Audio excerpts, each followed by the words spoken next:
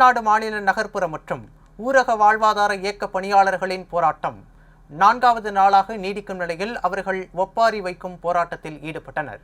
தமிழ்நாடு மாநில நகர்ப்புற மற்றும் ஊரக வாழ்வாதார இயக்கத்தில் பணிபுரியும் 3000க்கும் மேற்பட்ட பணியாளர்கள் தங்களது வாழ்வாதார கோரிக்கைகளை வலியுறுத்தி 4 நாட்களாக வள்ளுவர் கோட்டத்தில் போராடி வருகின்றனர்.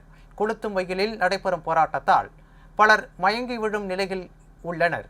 தமிழகம் முழுவதும் கிராமப்புற நகர்ப்புற மேம்பாட்டு மற்றும் சுய உதவி குழுக்களின் வளர்ச்சிக்காக பல்லாயிரக்கணக்கான வட்டார ஒருங்கிணைப்பாளர்கள் மற்றும் வட்டார மேலாளர்கள் பணியாற்றி வருகின்றனர். இவர்கள் நீண்ட காலமாக தற்காலிக பணியாளர்களாகவே குறைந்த ஊதியத்தில் பணிபுரிந்து வருகின்றனர். இந்த நிலையில் தமிழ்நாடு மாநில நகர்ப்புற மற்றும் ஊரக வாழ்வாதார இயக்கம் அனைத்தும் பணியாளர்களின் நலசங்கம் சார்பில் 10 ஆண்டுகளுக்கு மேலாக பணிபுரியும் தங்களை பணி நிரந்தரம் செய்து சிறப்பு காலமுறை ஊதியம் செய்ய வேண்டும் என உள்ளிட்ட பல்வேறு கோரிக்கைகளை வலியுறுத்தி சென்னை வள்ளுவர் கோட்டத்தில் மாபெரும் கவன ஈர்ப்பு போராட்டம் 4வது நாளாக தொடர்ந்து நடைபெற்று வருகிறது.